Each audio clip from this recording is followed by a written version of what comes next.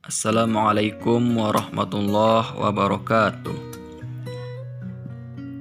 Yang terhormat Bapak Aditya Pradito MPD selaku dosen pengampu mata kuliah analisis perilaku organisasi dan teman-teman seperjuangan MPIC 2019 yang saya banggakan.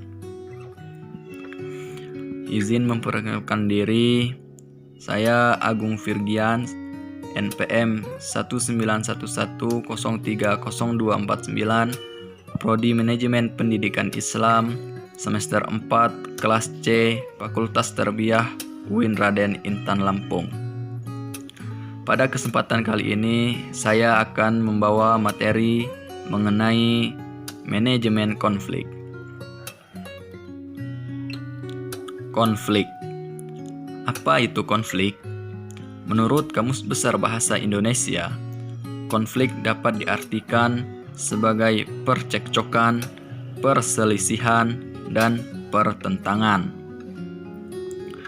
Secara umum, konflik merupakan suatu peristiwa atau fenomena sosial di mana terjadi pertentangan atau pertikaian baik antar individu dengan individu, individu dengan kelompok, kelompok dengan kelompok, maupun kelompok dengan pemerintahan.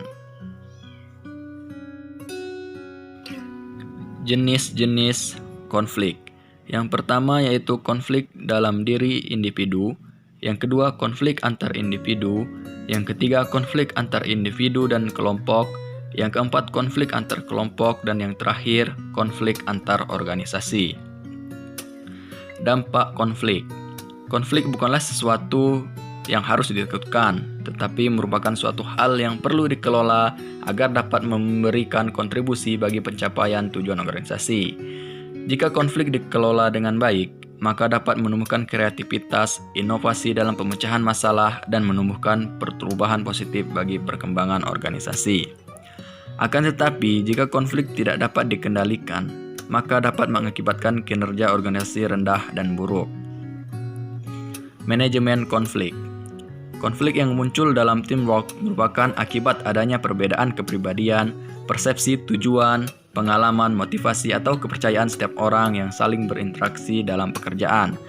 Tak dapat disangkal kini kita semakin akrab dengan konflik.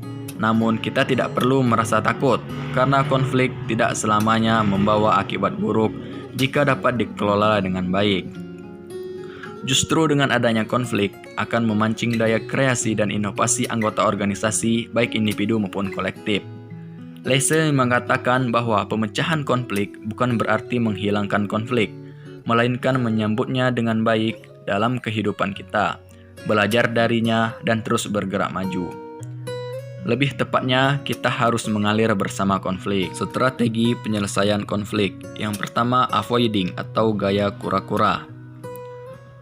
Gaya seseorang atau organisasi yang cenderung untuk menghindari terjadinya konflik. Strategi ini digunakan jika dalam konflik akan menyebabkan kerugian atau kerusakan yang besar.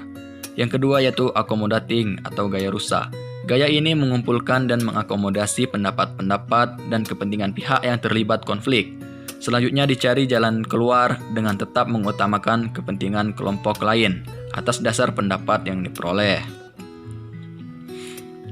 Yang ketiga yaitu competing atau gaya hiu, yaitu pihak-pihak yang berkonflik saling bersaing untuk memenangkan konflik sehingga harus ada pihak yang dikorbankan demi tercapainya kepentingan pihak lain yang lebih berkuasa.